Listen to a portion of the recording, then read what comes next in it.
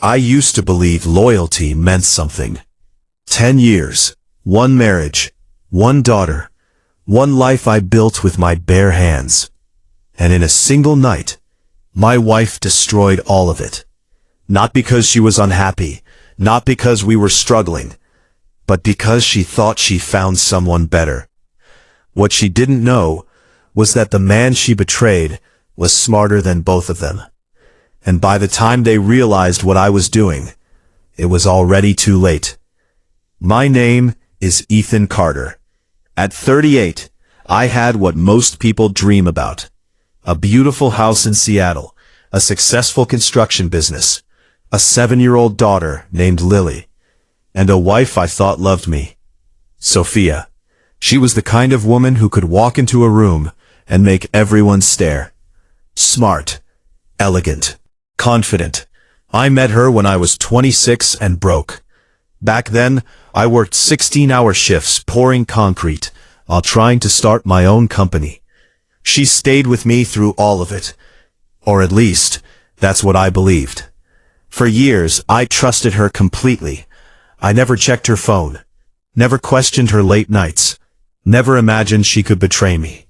Because when you love someone deeply, your brain ignores the warning signs. And looking back now, the signs were everywhere. It started small. Sophia suddenly cared a lot more about her appearance. New dresses, expensive perfume, late gym sessions. Then came the password changes, the hidden smiles while texting, and the one thing that truly bothered me, she stopped looking at me the same way. One night during dinner, Lily was talking about her school project, while Sophia stared at her phone. I said, "You okay?" She barely looked up. Just work stuff. Work stuff. Funny how cheating always starts with work stuff. Still, I ignored it. Because men like me don't want to believe the truth. We convince ourselves we're overthinking, until reality punches us in the face. And mine came on a rainy Thursday night. I got home earlier than usual. The house was quiet. Too quiet. Sophia's car was outside, but Lily was at my sister's place for the weekend. I walked in expecting to surprise my wife. Instead, I heard laughing upstairs. A man's laugh. My stomach dropped instantly. I remember standing there frozen, hoping, praying, begging God I was wrong. Then I walked upstairs and saw my wife in our bedroom with another man. Not just any man. Daniel Brooks, a real estate investor I once called a friend. The same man who shook my hand at barbecues. The same man who sat at my dinner table, sleeping with my wife. For a second, nobody moved. Sophia's face turned white. Daniel stood up fast. "Ethan," I punched him before he finished my name. Hard. He slammed into the wall. Sophia screamed. I grabbed Daniel by the shirt, ready to destroy him. But then he smirked. Actually smirked. And said the words that changed everything. "She chose me." That sentence burned into my brain. Not, "I'm sorry." Not guilt. Pride. That's when I realized this wasn't just betrayal. They thought they won. And in that moment, I decided I would ruin them both. Sophia moved out 3 days later. No tears, no regret, just coldness. She acted like our marriage was some temporary inconvenience. Then came the real punch. She wanted half my company. My company. The business I spent 15 years building from nothing. Turns out Daniel had been helping her prepare for months. Lawyers, financial strategies, hidden accounts. They planned everything before I even knew the marriage was dead. I felt humiliated, used, stupid. And for the first time in years, I stopped sleeping. But pain does something interesting to a man. It either destroys him or transforms him. And slowly, my grief became focus. Because while Sophia thought emotionally, I started thinking strategically. Very strategically. See, Daniel wasn't just rich. He was greedy. And greedy people always leave fingerprints. I started digging quietly. Late nights, private investigators, financial records. And what I found was beautiful. Daniel's real estate empire was built on fraud, fake contractors, illegal property transfers, tax manipulation. The man looked untouchable on the outside, but underneath, rotten. And Sophia had no idea. She thought she upgraded her life. In reality, she jumped onto a sinking ship. But I didn't expose him immediately. No, I waited. Because revenge is like fire. If you rush it, you burn yourself. If you control it, you burn everyone else. Over the next few months, I played the role perfectly. Quiet ex-husband, heartbroken man, defeated victim. Meanwhile, I collected evidence, emails, audio recordings, bank transfers, and Daniel got careless. People like him always do, especially when they think they've already won. Then one night, Sophia called me unexpectedly. She sounded nervous. Daniel's been acting strange. I almost laughed. You made your choice, Sophia. I know, but...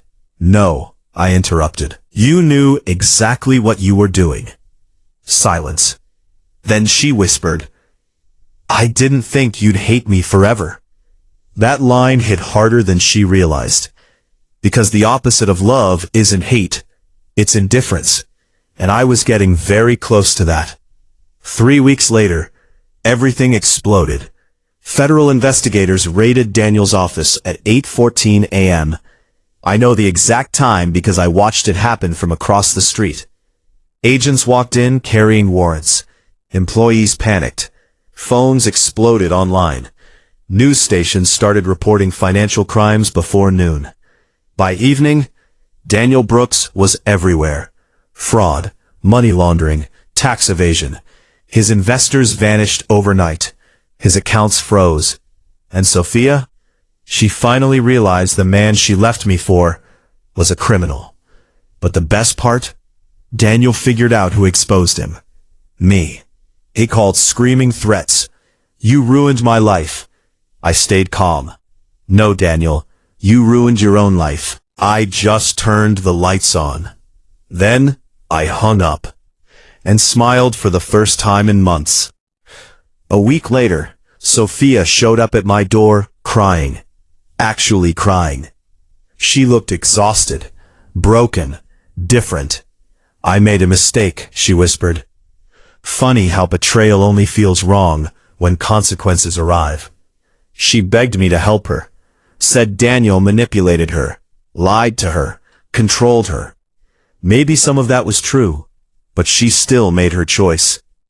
I looked at the woman I once loved more than anything, and honestly, I felt nothing. No anger, no passion, no desire for revenge anymore. Just emptiness. She asked softly, do you think we could ever fix this? I looked her directly in the eyes and said, you didn't just break my heart, Sophia. You destroyed the person who trusted you most. And some things never come back. The divorce finalized 6 months later. Sophia got far less than she expected because most of Daniel's financial connections exposed her legal involvement too. Not enough for prison, but enough to destroy her reputation. As for Daniel, 5 years in federal prison, maybe more. And me? I got something better than revenge. Peace. I focused on Lily, expanded my business, started rebuilding my life. Then one evening, my daughter asked me something I'll never forget. Daddy, are you sad Mommy left? I thought about it carefully, then smiled. No, sweetheart. Sometimes people break your heart, so you can finally see who they really are. She hugged me tightly. And in that moment, I realized something important. The greatest revenge isn't ruining someone's life. It's surviving what they thought would destroy you. So if someone betrays you, don't destroy yourself trying to hurt them back. Let them reveal who they are. Then build a life so strong, their betrayal becomes irrelevant. Because eventually, the truth always collects its debt. And trust me, some people pay interest.